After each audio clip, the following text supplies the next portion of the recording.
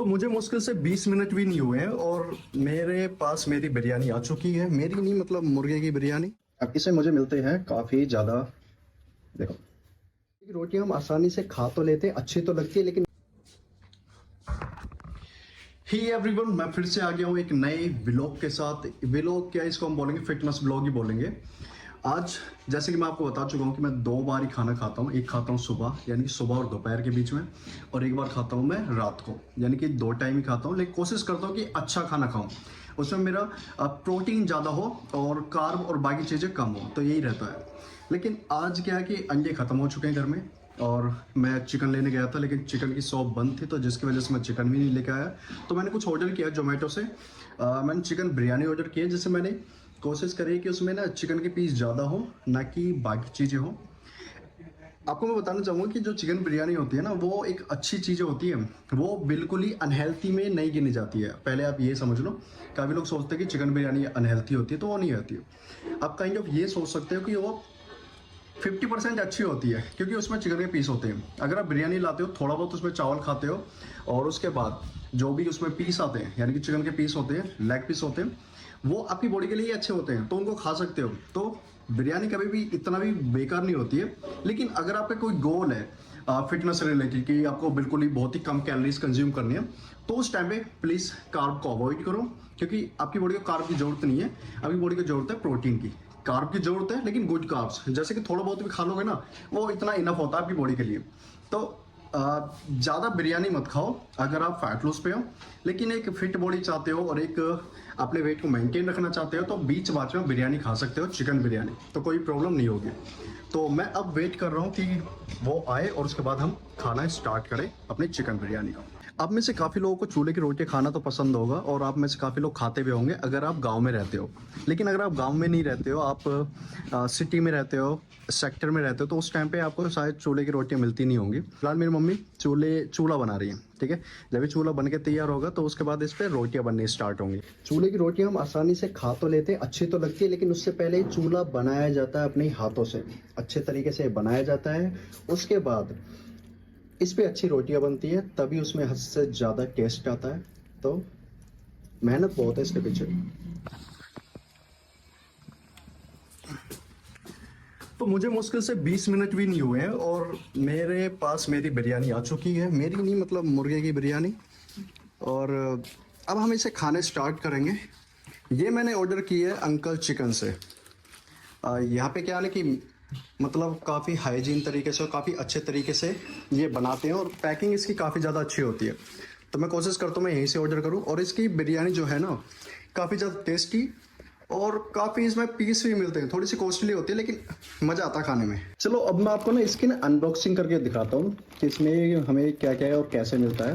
कितना अच्छा, मतलब आप भी ट्राई करोगे तो आपको भी मज़ा आएगा, टेस्टी लगेगी और काफ़ी अच्छी लगेगी।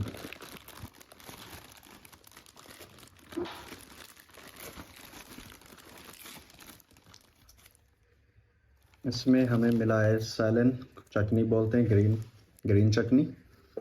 इनको रखते हैं साइड में। ये मैंने इनसे बोला था, ये ड्राई अनियन बोलते हैं इनको, फ्राई अनियन, कुछ भी बोल लो, मतलब काफ़ी अच्छी होती है। स्पून ये हमें मिले हैं, जो भी बोलते हैं। और लास्ट में हमारी मेन चीज़, जैसे हम बोलते हैं बिरयानी।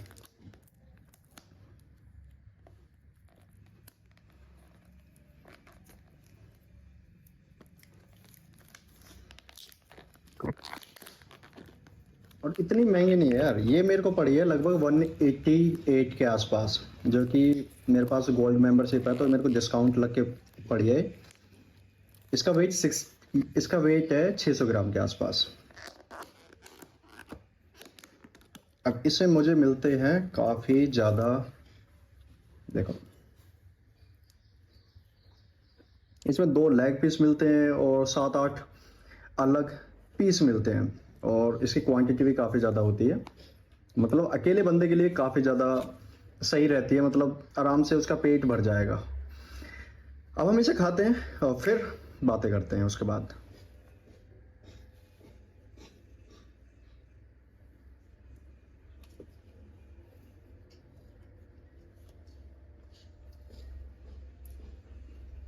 चलो आपको ना मैं कल की एक बात बताता हूँ कि मैंने जिम में बैठा हुआ था। तो मैं आराम से बैठा हुआ था वर्कआउट करने के बाद, जैसे साइड के बीच में रेस्ट होता है ना, मैं रेस्ट ले रहा था।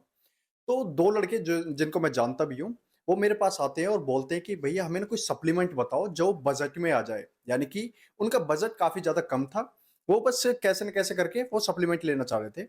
उन्होंने अभी वर्कआउट स्टार्ट किया था, तो उनके मन में सिर्फ़ एक ही चीज़ थी कि जल्दी बॉडी बनानी है और हमें कोई सप्लीमेंट बता दो जल्दी सी, और जिसका ना हमारी बॉडी में बहुत अच्छा फ़र्क पड़े और हमारी बॉडी बन जाए। तो उनका जो मेन क्वेश्चन यही था कि हमें जल्दी बॉडी बनानी है, आप हमें कोई भी सप्लीमेंट रिकमेंड कर दो, बता दो। देखो, सबसे पहले तो मैं आपको एक बात बोलना चाहता हूँ कि जब भी हम बजट की बात करते हैं ना, अगर आपका एक अच्छा बजट है, तो नो डाउट आप सप्लीमेंट ले सकते हो। कुछ टाइम वर्कआउट करने के बाद जैसे आपकी बॉडी यूज्ड टू हो जाए, तो उस टाइम पे आप कोई भी सप्लीमेंट बाय कर सकते हो। लेकिन अगर आपका ऐसा बजट नहीं है, अगर मैं आपसे ये बोलूँ कि आप घर से ना लड़ झगड़ के कोई भी सप्लीमेंट के लिए पैसे ले रहे हो और आपके पास सिर्फ इसी महीने सप्लीमेंट लेने के पैसे हैं, तो उस टाइम पे मैं आपसे सिर्फ एक ही बात बोलूंगा, यार सप्लीमेंट की तरफ बिल्कुल मत जाओ। सिर्फ सप्लीमेंट से आपकी बॉडी नहीं बनेगी, बॉडी बनती है प्रोटीन से। प्रोटीन आपको किस चीज से मिल जाएगी? वो मिल जाएगी आपकी डाइट से मिल जाएगी। कोई भी अच्छी डाइट आप कंज्यूम करते हो और वे प्रोटीन से मिलती है।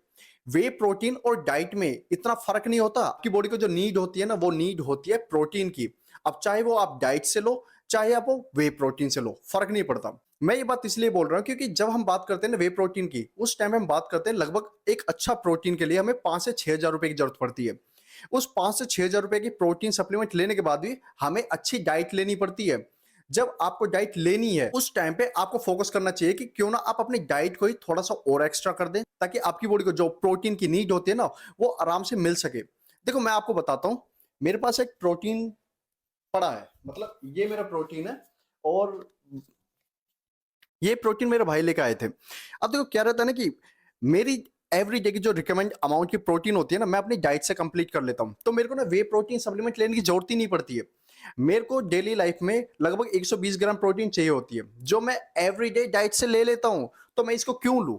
ठीक है। और इसको ना लगभग मेरे ख्याल से 10 से 15 दिन हो चुके हैं और ये अभी तक उतने का उतने ही है। इसमें मुश्किल से 3-4 स्कूप ही गए होंगे या फिर 5-6 स्कूप गए होंगे, वो भी भैया ने लिए, मैंने नहीं लिए।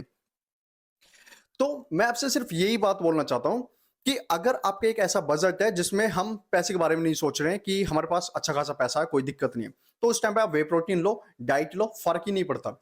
लेकिन अगर आपका बजट बहुत ही कम है, यानी कि सिर्फ 1 महीने का बजट है कोई भी वे प्रोटीन लेने का, तो मैं आपसे सिर्फ एक ही बात बोलूंगा, वे प्रोटीन की तरफ मत जाओ, क्योंकि वे प्रोटीन सप्लीमेंट आएगा 5-6 हज़ार रुपए का। फिर उसके ऊपर भी आपको कम से कम 1500-2000 रुपए की डाइट लेनी पड़ेगी। तो वो बजट आपका बहुत ज्यादा बढ़ जाएगा। उस टाइम पे ना आपको कुछ ज्यादा ही पैसे देने पड़ जाएंगे। लगभग आप महीने में 6-7-8 हज़ार रुपए तक भी आपकी जेब से जा रहे होंगे, जो कि मेरे ख्याल से अगर आप अभी वर्कआउट स्टार्ट किया है और एक स्टूडेंट हो, तो उस टाइम पे 7-8 हज़ार रुपए बहुत ज्यादा होते हैं।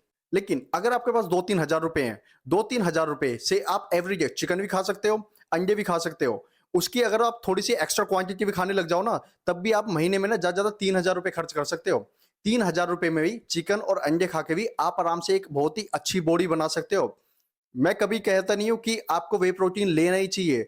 वे प्रोटीन आप तभी लो जब आपका एक बिजी शेड्यूल हो, जहां पे आप अपनी डाइट मेंटेन नहीं कर पा रहे हो, आप मैनेज नहीं कर पा रहे हो, उस टाइम पे आप वे प्रोटीन ले सकते हो। लेकिन अगर आप एक स्टूडेंट हो, टाइम की कमी नहीं है, टाइम आपके पास बहुत है, तो आप कोशिश करो कि डाइट के बारे में ज्यादा सोचो कि आप डाइट में क्या खा सकते हो, कैसे प्रोटीन सोर्स ऐड कर सकते हो, जिससे कि आपकी एक मसल्स ग्रोथ हो सके, आपकी बॉडी बन सके।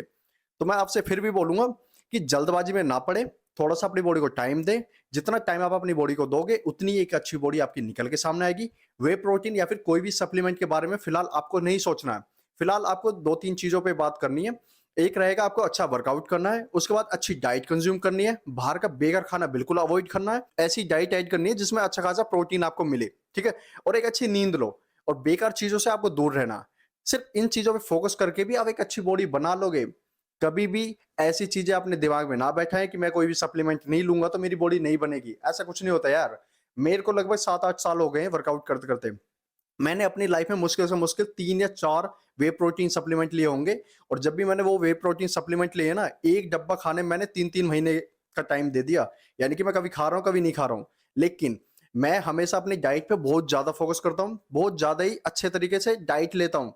अगर मेरे को आज आधा किलो चिकन खाने है, तो मैं कोशिश करता हूँ महीने महीने वो आधा किलो चिकन मेंटेन रख सकूं, क्योंकि मुझे पता है कि वे प्रोटीन एक बार को एडिशनल है, उसे आप ऐड करते हो, लेकिन डाइट ऐसी है जो एवरीडे आप खाना खाते ही हो।